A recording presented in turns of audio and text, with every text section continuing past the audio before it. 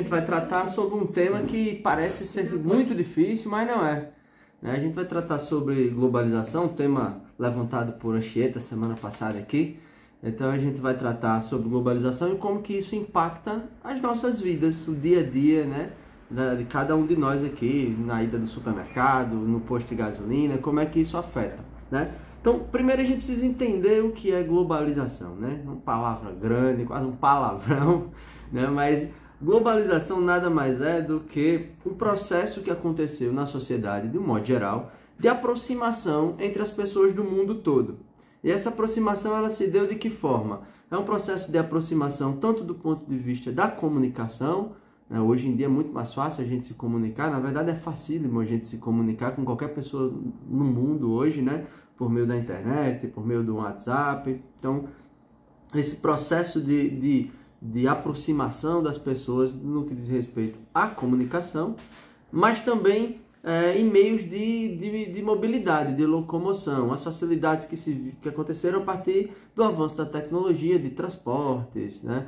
E aí, voltando para a questão da comunicação, a globalização, acho que o grande legado que a gente tem no nosso dia a dia em termos de globalização para a sociedade, para o cidadão comum, é a questão da possibilidade de você fazer comércio com qualquer lugar do mundo a qualquer momento, certo? Então você pode, você quer vender alguma coisa, você pode anunciar na internet e vender para qualquer lugar do mundo, né?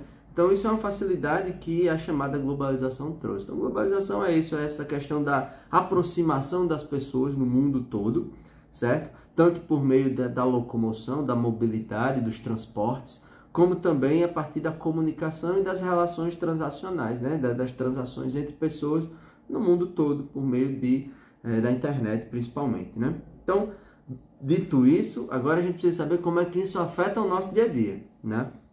Quando a gente olha, por exemplo, vamos pegar um exemplo claro e recente para a gente tentar entender. A guerra da Ucrânia.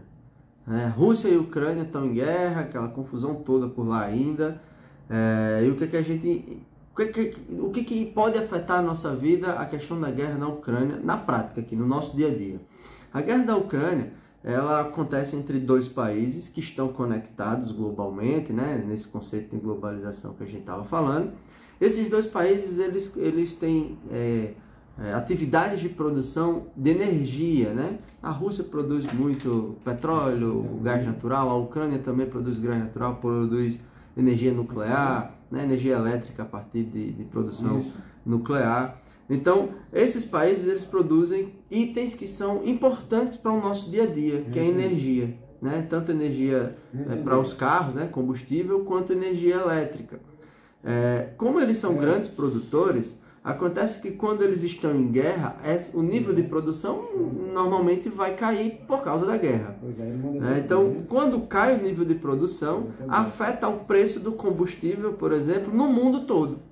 Certo? Então, quando cai a produção de petróleo lá na Rússia, aumenta o nível de preço do petróleo no mercado internacional. Isso pressiona o mercado brasileiro e acaba por acontecer que se o Brasil, como recentemente também aconteceu o aumento novamente do preço da gasolina, né? Se o Brasil segura muito o preço para não repassar, uma hora vai ter que repassar por causa da atividade produtiva da Petrobras, no caso, né? Então acaba que chega no preço do combustível da gente. E aí chegou no preço do combustível, aí pega o preço de absolutamente todas as coisas. E nesse caso da Rússia tem um produto paralelo que é a questão dos fertilizantes. Exatamente. Né? Além do combustível, a Rússia produz muito fertilizante. E o Brasil é um dos principais parceiros comerciais da Rússia na compra e venda de fertilizantes no mundo todo. E aí o que acontece? O nosso agricultor aqui do interior, que produz lá na sua roça e tudo mais, aquele que ainda consegue comprar algum fertilizante para melhorar a sua produção, ele termina indo comprar nas casas de fertilizantes da cidade, mas que compra de um revendedor que normalmente traz de fora esse produto, porque é um produto produzido fora do país, por exemplo, na Rússia. Então, quando acontece uma guerra na Rússia, acontece que eles diminuem a sua produção, o preço desse item aumenta. E aí vai chegar aqui no nosso produtor local também mais caro.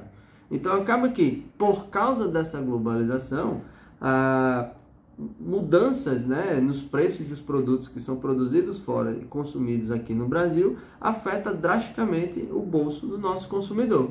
Desdobrando esse exemplo, no caso da Ucrânia tem também a questão do trigo, né? Exatamente, trigo. O Brasil ele consome muito trigo importado, né? A gente tem um grande parceiro comercial do trigo, que é a Argentina, que também está numa crise danada, né?